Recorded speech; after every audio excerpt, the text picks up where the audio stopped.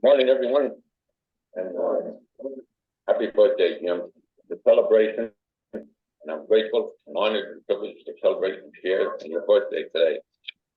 Now, 28 years, right? One day at a time. And it just proves to us that yesterday's history and tomorrow's the next. Right? I, I, you know, for me, I have one story, and I'm grateful that story hasn't changed. And Jim asked me to share on this occasion, and this is a special occasion. And for the alcoholic, every day is special. Every day is a celebration.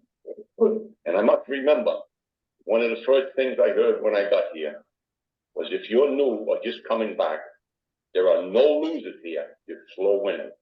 And that made a profound impression upon me. And I always want to be sure that I hear that. I always figured that there was probably three sides to my story. The way God saw it, the way other people saw it, and the way I experienced it, And for me, I drank in the beginning because I wanted to drink. And for a long time, I was able to stop when I wanted to stop. And that's not to say there weren't signposts along the way. There were plenty of them, but I couldn't read them. There came a time that I needed a drink and I needed to stop. And for me, that happened to happen in Philadelphia in November 1968. What brought me to that point was that when I was a young fella, the earliest exposure I had was hot toddies as a kid growing up. We didn't have much. I don't ever remember seeing medicine other than aspirin in the house, with whiskey, rum, brandy, gin. There was all kinds of concoctions that included alcohol if you had a cold or a bunion or whatever it was, And we were put to bed and covered up with blankets, And I never thought none the less of that. And when I grew up, I discovered Pickle Gale, which is a poor man's whiskey, and my father used to have it in the cellar. And it was like skunk pit, And I was baptized with that, and nothing of great importance happened. And World War II came along, and that kind of changed things. I was very young, and I managed to get in the service at the age of 16. And I was to be in the service for right around 3 years. And there was a few incidents in the service, those smokers they used to have where if you won anything, you got beer, You could go up and box and you'd get punched out, and everybody was happy because everybody got a case of beer when the night was over, But nothing of any great importance happened. And I did about 3 months before, they gave us 30 days R&R in Boston at this place called Fenway. And one of my earliest real signposts was I was out with a Marine and we were drinking. And all we had to do with this place was muster in the morning, muster in the afternoon, and then we were out that night and we got a weekend pass and all that. And this officer of the day and 2 MAs come up and they told me that my name had been on the work list down there as a potwalloper detail, And I told this officer, I'm all beat up now, right? And I consider myself a hero to, the insanity, And this guy's telling me, and I haul off, and I don't know, I couldn't fight anyway, but I hit him hard enough so he knew he was hit. They took me to the brig and it changed my whole discharge. Instead of getting an honorable discharge, I got an under-honorable discharge. So that was all right. I got out of there and I went to the Merchant Marine. And I did very well in the merchant service. My family was a long line of merchant people and fishing people and things like that. And I was always told, take care of the ship and the ship will take care of you, and listen to the captain and don't drink at sea. And that was told to me time and time again, don't drink at sea. I can hear those words now. And I went to sea for approximately close to 12 years without ever drinking at sea. I drank plenty ashore. I got locked up. I used to come down and bail us out and all kinds. But I'd get back to that ship and I'd work it off. And once in a while we'd have a drink, but I never consciously made an effort to have booze at sea. I was on a coastal ship. And I remember, this is the first conscious thing I remember about bringing a 6-pack and a pint pack. And it was a Texas-New York tanker. I remember that. And it was about a 2-week turnaround at that time. And a 6-pack and a pint used to last me about 2 weeks. I'd have a shot and a beer now and then. You see. Time went by, and pretty soon I was bringing back a case of beer and a quart. Pretty soon the case of beer was too cumbersome. I was bringing back a couple of quarts. And I got off that ship and I went on another ship. And pretty soon I was becoming a functioning alcoholic. And then I started looking for the ships that were hauling booze. And gee, lo and behold, my temporary sponsor here, Jim, the fellow I grabbed when I come down here, because I was told not to travel without a sponsor or a group. I joined the group when I got here and grabbed. And after I met Bob, I was very grateful that I grabbed Jim, And the insane seem to have a tendency to flock together, Anyway, I heard him mention Fleischmann. So I was up in the hall one day in New York, and a guy poked me in the ribs, and he said, "You see the Robert up there, the old Robert Rupenbach, that used to be in the intercoastal trade." He said, "She's in Brooklyn, but she's going over to Port Newark in the morning to load Fleischmann." I said, "Oh." So the jobs come up on the board, and we threw in. A few of us threw in. I got a job on there, So I go over this, this is lovely, Take all the clothes out of your locker and you're putting Fleischmann in there like cordwood, So we cut out, we go out through the canal, work our way up this west coast, all the way Long Beach, Pedro, Oakland, Frisco Bay area, all up through there, up to Seattle, Portland. We start working our way back now. And we start backloading wine. Well, this is lovely. We're going out with whiskey, we're coming back with wine. This is paradise afloat, So I can remember standing in the cabin and I'm looking at the bottle. If we're drinking Fleischmann's, we're going west. If we're drinking the wine, I know we're going east, That just goes along, it's a bit of a struggle. I was there with that fellow about 9 months and I got off there. I didn't get fired. The only person that got fired while I was there was the second officer, and they had to take him out of the hole in a pallet. He was supposed to be down there checking the cargo, But things went along, it started to happen. I started falling overboard when I should be on the ship, and that's not very comfortable, Started getting put in iron, started getting fired. Then instead of just getting fired out of the ship, I was fired out of the company. And sometimes that involves 10, 15 ships that I couldn't work on. And then things when you can see were progressively getting worse. There was a few Coast Guard hearings, 2 of them in fact.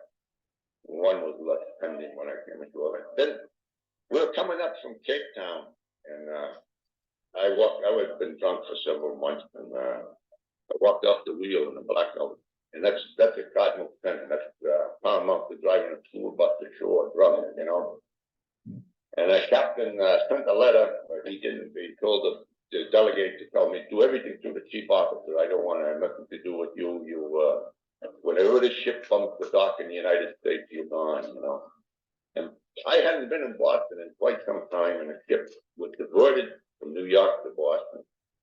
So I come off the ship in Boston. My father was still alive at the time. I went out to see him, and he thought, "Hale and Hardy, good fellow, back from a sea voyage, He didn't know what was really going on in my life, my family, my wife, everything was all left back there in the debris, And so he said, hang out with me for a few days. He said, I'll go visit your mother with you over the weekend. So I started hanging out at his place. One morning, I think this was in like about July or August, along in the warm weather. I woke up in the morning, I'm sleeping in my clothes at this time, And big beams of light are flashing out, like the flash cameras go, and everything is on like a kaleidoscope, and the big beads of sweat coming out of me, and I'm all agitated, And I go around to his living room and his kitchen, and I go out at about 6:30 in the morning, daybreak, and I take off down to Rosendale Square, and I was watching the street. I was too far, and I'm running, and every time I stop running, I'm jumping all over the side. I don't know what the hell got hold of me, I'm down between Eggleston and Dudley section there somewhere, and a cab driver gets a hold of me on the corner. And he learns from me that I'm a seaman, and he takes me to the Brighton Marine Hospital. And there was a lot of confusion in the emergency room. They were trying to get me on a table, they were trying to do this, and there were 4 or 5 corpsmen there, and nurses and doctors, and I don't know. Finally, they got me in a chair. And I remember a doctor came in, and he kind of like put his finger in my face, and he asked me something about alcohol. Whatever it was, I gave him the right answer. So he right away said, give this fella such and such, and they gave me a couple of shots, and up in the little cubicle I went. Now, I've been in these cubicles before, so I was locked in there, and 4 or 5 days went by, and the door was open one morning.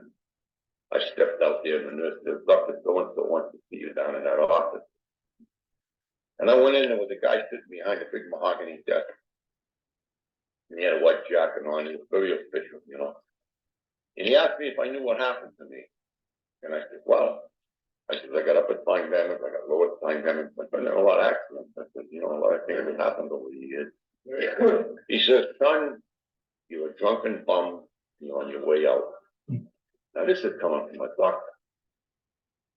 And geez, I must have shrunk right up in front of him, I felt, Jesus, I don't know what the hell is this guy, I've been called this, that, and the other thing, this guy, Then it started to go on, and he started going on in medical jargon, which I really didn't understand. And he started telling me that he says, to simplify it for your son, he says, your central nervous system was short-circuited by a poisonous chemical. And in your case, it happens to be alcohol. He said, I want to tell you another thing, young fella. He says, you're displaying what we call a Korsakoff syndrome. Well, I didn't know what the hell Korsakoff was. I thought it was a general in the Polish army or something, So he starts going on with me, and he decides he's going to threaten my freedom. He starts telling me I can send you away with my signature and another doctor's signature for 3 months for the clip, I said, boy, I'm really in a tough situation here, So I made a commitment to him that I would do anything that they suggested. They transferred me from the lockup. They put me out in the open ward. I'm telling you, I'm still getting Paraxin now at this stage of the game. In them days, they were still giving us Paraxin. And this social worker comes to see me, and she starts talking to me about a fella that wants to see me. And at this stage of the game, nobody's coming near me. No union people, nobody from the union hall, nobody in the family, nothing. They just stay clear of me, And she's telling me about this guy named Harold W. He wants to see you when you get out of here. I says, who the hell is he? She says, he's very interested in alcoholics. Oh, yeah? So, anyway, I agreed that I go see this guy, Harold. Now, up to this point, I have been to 2 AA meetings. One, in the lockup in New York, they took us off the ward to meeting, and another one I wandered in. I was drunk when I wandered in there, but I discharged from the hospital, example, at noontime. I'm drinking at 12:30. I go over to my father's house, and we talked, and he decided it's a good idea for me to get back to work, back to sea, So I went to the union hall in the morning, and this guy is right in the city. He's got an office, It's a nice building. And I'm not too, what do you call it, presentable, I'm in khakis and stuff. And I go down there, and he tells the girl out there, send them in, and I go in, this guy's sitting there, talk. I don't remember too much. I'll tell you what, at this stage of the game, when people talk to me, it seemed like the things were bouncing off my forehead, like it wasn't really penetrating. I really wasn't getting what you were saying, or getting gobbled messages. It was kind of like everybody was a babbling brook, and it wasn't really saying anything. It was just blah, blah, blah, blah, blah. So even when the mate used to give me orders, I say, yes, Mr. Mate. And I go out on deck, and 2 hours later, he say, what the hell are you doing? And this craziness. But this guy was talking to me, and he said, come back in the afternoon. I come back, and every time I come in, he'd ask me what I had, what did I have anything to drink? I say, yeah, I had a couple of heaves ahead, and this, that, the other thing. And he said, oh, Jesus, And we'd talk, and so I was talking up the hall, and they said, why didn't we go down to New York? We were looking in the maritime news, and there was about half a dozen ships coming in from offshore, all in a period of about 72 hours, into New York. So there was going to be a turnover there, So I said, Harold, I'm going down to New York. I said, I got to get back to work. And he says, son, he says, if there was a drink on that desk, and I told you if you drank it, you would never walk again with you drinking. I said, no, of course not, That night I'm on the bus and I'm going down to New York. I didn't know it at the time, but I was like taking an inventory then. And I'm thinking about the running spit, and I'm thinking about different things that happened with God. The union guys aren't talking to me as nice as they used to and all that stuff, I said, well, you got a little common sense. I said, I'll taper off on beer, you know. So I ease up on the beer, and I'm down in New York, and I'm up the hall, and York comes up going to Australia. So I said, oh, Jesus, I've worked for them before. I said, I got a pretty good reputation with them. I said, I pioneer line, yeah. So I bring along a sort of card, and I get the job. So I go down, I join this ship, it's over in Brooklyn, and it's the workhouse, you know. We did this whole coast of the United States, from Portland, Maine, to New Orleans, in about a month and a half, I guess. We topped off in New Orleans, and we started out through the canal. And we started bouncing off the island, and we were working our way out to New Zealand. And a few days before we got into New Zealand, I started getting all pins and needles up to my skull, to my hands, and something I never had before. And I would get very weak, and things would fall out of my hands, tools and things. And people who were working with me said, "What the hell's wrong with this guy?" You know. And the one thing led to the other. So when we're going from New Zealand over to the mainland, the closest that the mate wants to see you. So I went up. He says, "We're going to send you to a doctor in Brisbane." So okay. So I go to this doctor in Brisbane, and he refers me. He says, "The ship's not in here long enough for me to do an evaluation." He says, "I'm going to refer you to the doctor in Sydney, because your ship's going to be there a couple of weeks." So I go back, and we go down to Sydney now. I don't get the gristle for this, you know. I don't know how sick I am, is what the message is. In fact, nobody really knows how sick they are until they start getting better, you know. And I was sent to the doctor in Sydney. Now, I thought this was going to be like a big, long, drawn-out thing that was going to take several days, you know. And I'm in this guy's office.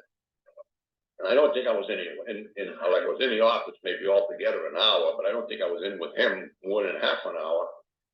And, you know, he goes over this whole thing with his questions, you know, up the yin-yang, you know, all kinds of, you know, who's president, all this kind of stuff, and diesels and hammers and all this, you know. And he says, "Son, you got brain damage." Well, Jesus, I said to myself, here's another one, you know. Well, I could accept that, you know what I mean? I mean, you know how we are. We're pretty durable products, you know. I could accept that. But then he topped that off with saying, "And we think you're unseaworthy." When he said that, I knew what unseaworthy meant. That was a threat to your livelihood and everything, you know. So I went back to the ship, and the agent had already apparently told the captain. The captain called me up, and he said, "I'm going to advance you $50. And he said, "Just take it easy. We'll get you back to the States as soon as we can." And I went down below, and I played cribbage and pinochle and this, that, and read Reader's Digest. And these guys were going ashore, and they were having a good time. And up there at the head of the pier, they had fish and chips and rum and gin and the dancing girls and the whole bit, you know.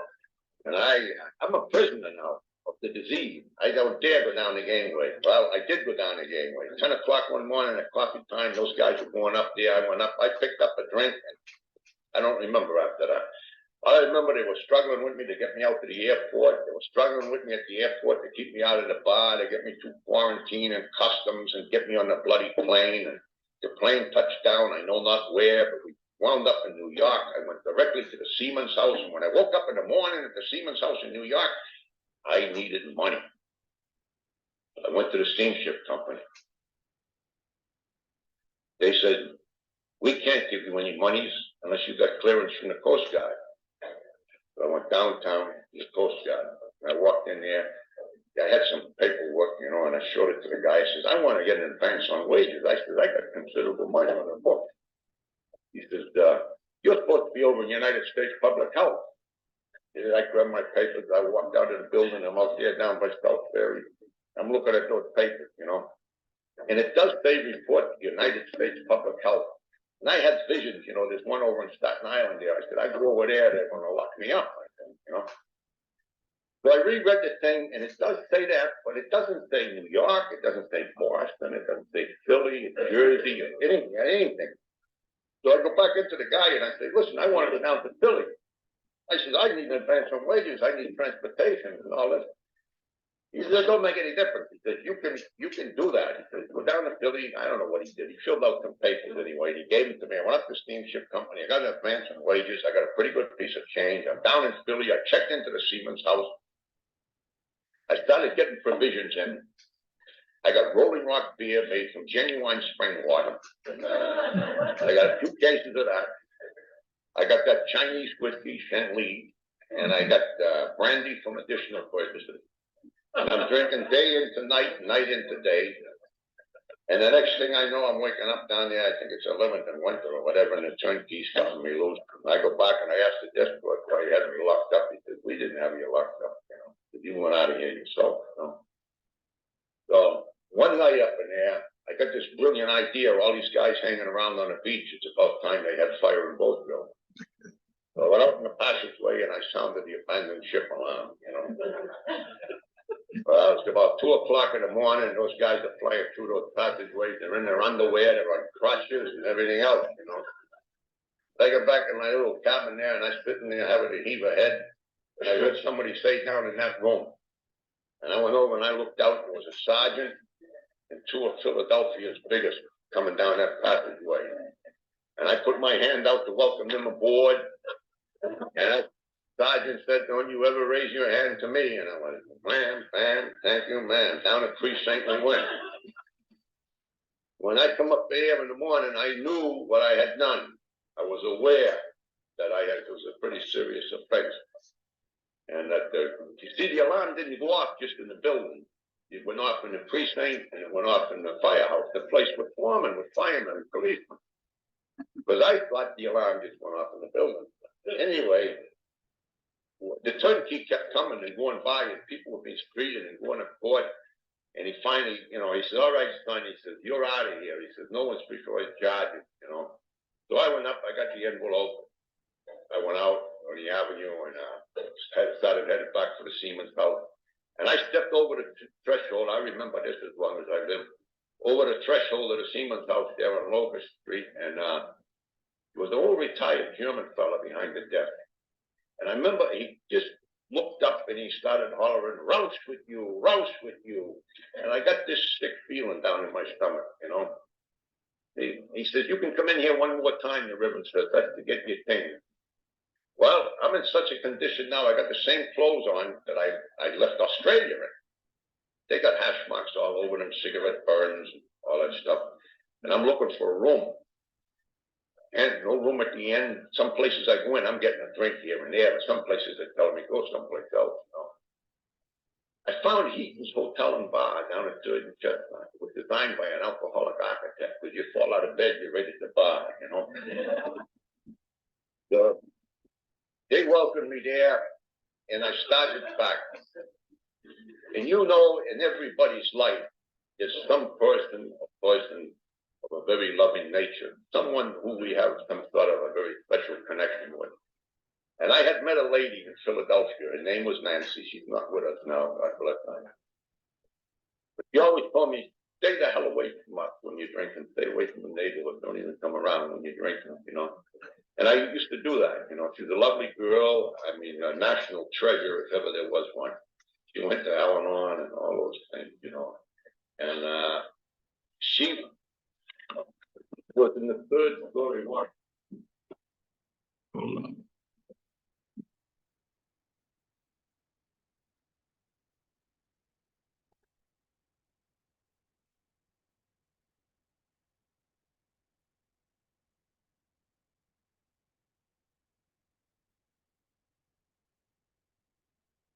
Over there and I rang the button and she pushed the relay. And I went up and I went right on by her. I fell out in the lift settee. Now, in the course of our conversation in the months previous, in writing, mainly on the phone, I had talked to her before I left Australia. Like I had seen her before I left. And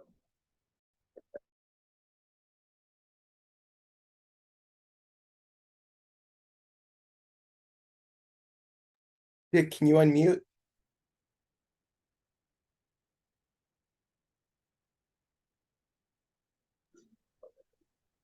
so, you know, someone calls, someone say, oh, you gotta wait till they call, wait till they call. Well, I'm an example of an individual who did not call. Someone initiated the right action in my behalf. And I just want that to be understood. For stuff we just don't know about alcoholics, what's going to happen. No. But anyway, these guys come up. I didn't know they come out of the woodwork. Like they showed up. One was real tall. I'd never seen them since. But they started talking to me about a detox. I didn't know what a detox was. I thought that was Latin for an embalming school. I had no idea what they were talking about. You know. And I went with these two guys, and we went out to West Philly. And I was given medication, and it was a regular house. In some rooms there were 4 or 5 guys, and, like that. And so I don't know how many days went by, but in the morning there was a doctor who used to come in and give a lecture on the disease of alcoholism. I never heard that before. If I heard it, I didn't hear it. He was talking about the disease of alcoholism, and he kept emphasizing that, and he drew this thing out on the blackboard. He called it the Jellinek scale, and he showed the early stages: the nervousness, the blackout, family destruction, employment problems, and so forth. And then down the end, he had death or insanity. And I looked at that thing, and I said, geez, I'm about 1.5 yards from the end of that. And I was there a few days, and I got a phone call one night, and they said, you want to go to the farm? There's a farm for alcoholics. You certainly qualify. If you want to go, we'll take it. I said, oh, no. I said, I got to go to Baltimore. And I hung the phone up. And that night, like a big blanket, all the bewilderment, terror, frustration, and despair, come over me like a big blanket to suffocate me. And I sat there in a settee, and I don't know what happened to me. But I got up, and I went back, and I dropped the dime in a box, and I called them back, and I said, yeah, I want to go. They said, okay, leave it to us. We'll take it from there. A few days later, a guy came in a big city. Now there's a lot of snow on the ground. I mean, there was big snow. And a guy came in a big car, and he carried me up into the hills of Pennsylvania. He came to the farm. He came around the back of this building, and he brought it right to a stop. I started to cry. I cried like I never cried before in my life. It came from way down deep somewhere. Just poured out of me. Oh, God, and when I didn't know then, but today I realized I was having an experience of profound nature, spiritual in nature, This man reached over, touched me on the shoulder, and he said, I'll be back in a little while. He went off. I was left alone in the quiet of that snow, the car, and he came back and he took me inside. And as I recall, there was a counselor sitting on a corner of the desk in an area of street clothes behind the desk. And she said, your name, please. And I said, I surrender. The guy jumped off the desk. He said, your name, your name. Well, I've been asked my name before when I didn't know it, but I assure you, standing here today, those are the 2 words that come out of my mouth at that time, and I didn't know what the implications were, but they meant something. They meant more to that girl behind the desk than to the man sitting on it. But she said, that's fine for now. She said, you go over to the main building, I'll get the rest of the information from you later. I went over to the main building, and I met people just like we are here this morning, sitting around, drinking coffee, and celebrating the day, and being cheerful, and sharing, and caring, and they welcomed me, and I looked around, and they had the 12 steps up there, big 4-inch letters, I looked up there, and I saw that first step, 10 or 12 words, whatever it is, and for the first time in my life, it seemed like I was reading something that meant something to me, but I didn't know exactly what. I was to be at the farm for a month. And during that month, people come in, brought meetings in on Tuesday night, Thursday night, and Sunday afternoon. People come in just like we are here today and shared their experience, strength, and hope. And I listen to you people when you come in. You seem to be happy, You seem to be found a new joy in life and a new way to express yourself despite all of life and life's turns, all the different difficulties and everything, Above all, you were sober and you seemed happy, And I wanted that, but I was full of fear, Fear was the dominating emotion that I was experiencing toward the end of my drinking, And they kind of walked it through. They told us there, you know, we got a toolkit here. This toolkit has a wrench in it for every nut, you know. It's got 12 steps here, you know. And I started to listen, and the centerpiece of the whole thing was the program of Alcoholics Anonymous, the 12 suggested steps, you know. And when it got to be time for me to leave, they told me, you know, where you going? I said, I'm going down to Philly. They said, well, here's our suggestion. Constant attendance at meetings, constant contact with the fellowship, join your group, and get a sponsor. They gave me an address on 2022 St. James Street. When I got off the train in Philly, I put blinders on, I went over there. The door opened, there was a tall man there named Marv. It was the intergroup office on St. James Street at that time. And he welcomed me like he knew me for years. Come in, have a cup of coffee, we'll talk about what we're gonna do. And we talked, and he said, we get our priorities in order. There's number one is sobriety. Number two, tree, hut, and a cot. I said, yeah, that's right. Now he says, I think you ought to go up and see Marvin, go up and see Bill or Cy up to 2021, and tell him I was talking with you, you know. So I go up to 2021 Club, and I go in, and I look for Bill. Bill's not there. The guy says, this Cy over there, that guy's working, he's working scratch street, the racing farm, you know. So I go over there, I gotta wait until he picks a couple of winners or whatever, you know. We started talking. I said, I was just talking to Marvin. I said, and he told me to touch base with you. And I said, with this issue here, I said, the 3 huts and a cot. He says, he says, you want to go over to the doghouse, he says, or the puppy palace, he says, whatever you want to call it. He says, go over on Chestnut Street, he says, and see Mr. Sherry. Mr. Sherry, huh? Yeah. So I go over there, I ring the doorbell, the door's open, I don't see nobody, you know. I look down, she's about as high as a fire plug, you know. So we started talking, you know, and I says, you know, Cy sent me over. Oh, she says, you're one of those. He says, I got 3 types of rooms here, she says.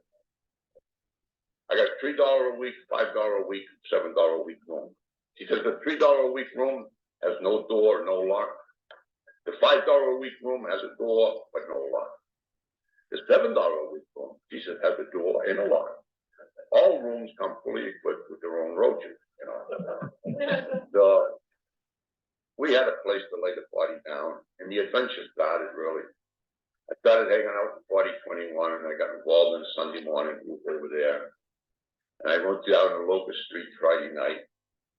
Then there was a Sunday Center group, and you know, there was the Friday night and the Sunday morning. There was a group that was most active. And they had a guy down at Siemens House, this guy. His name was Harry.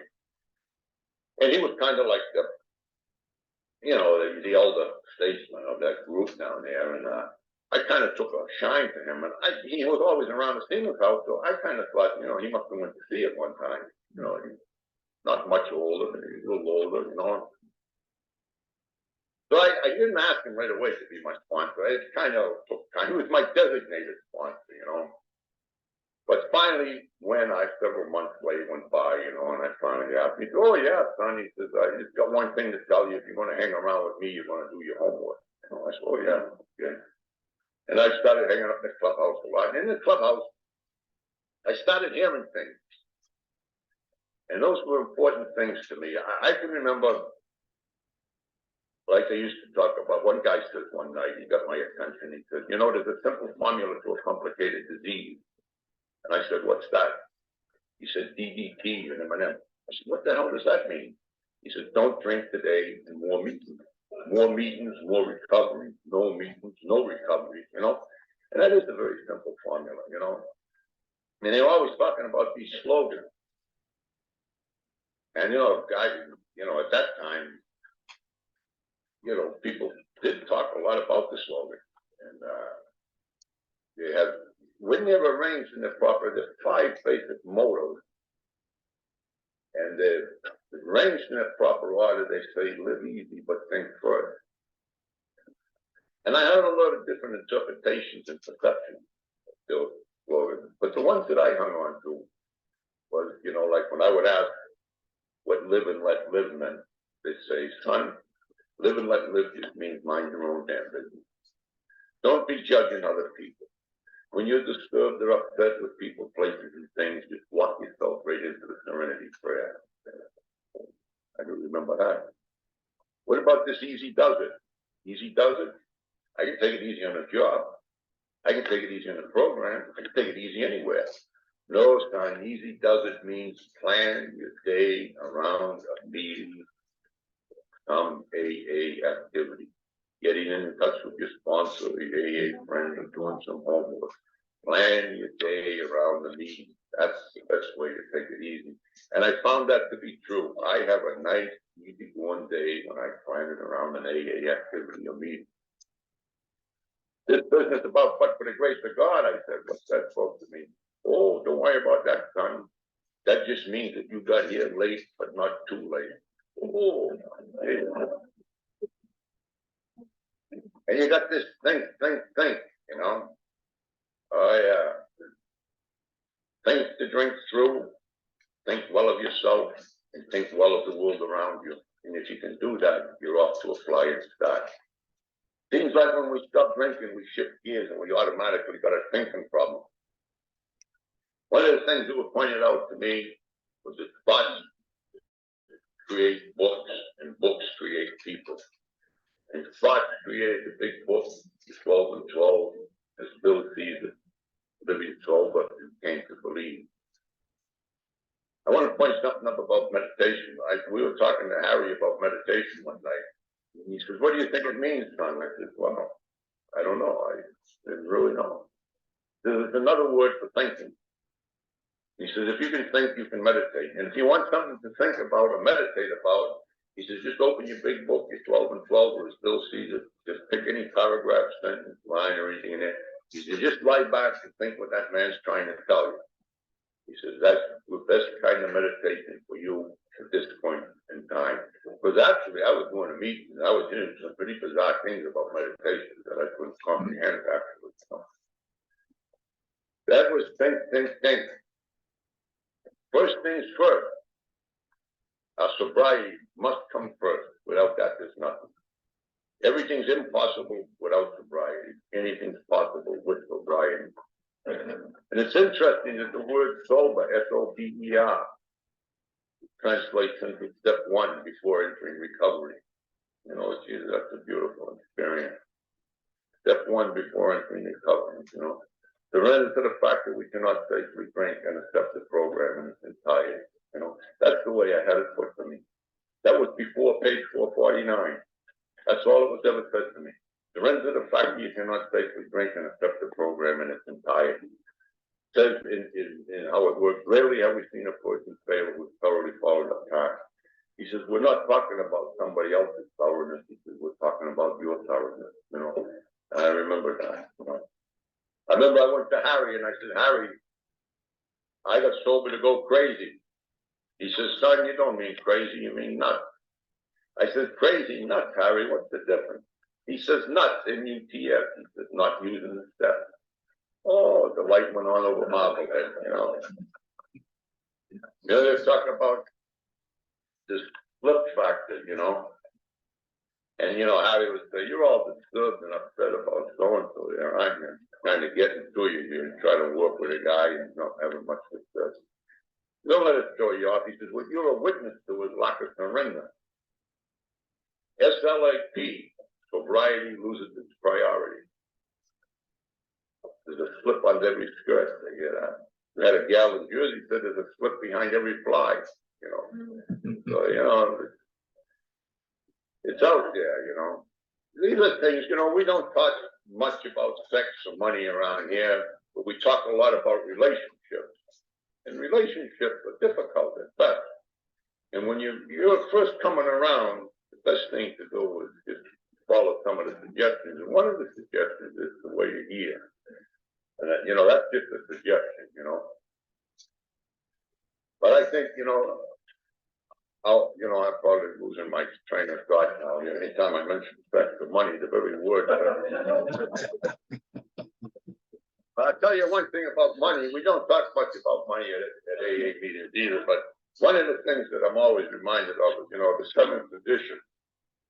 As you all know, we are supporting But Bill tells us that the spiritual substance that keeps the door open and keeps the coffee in the pot, that spiritual substance happens to be money, you know. And, I just want to mention that because some groups, and some clubs and things like that are really having a hard time with it. But listen, I'm going to tell you all, I'm here and I'm happy and I can't do nothing about it. And I'm grateful for all you've given me and all you've taken away from me.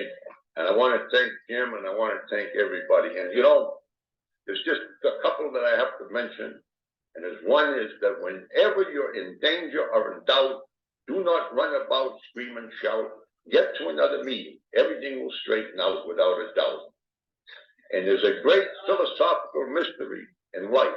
It's been around for 1 million years. Who am I? What am I? And where am I going? And that was solved for me. And by reading the book, Came to Believe, I found the answer. Who am I? I'm Norman. What am I? I'm an alcoholic. Where am I going? To another meeting. Thank you for letting me share.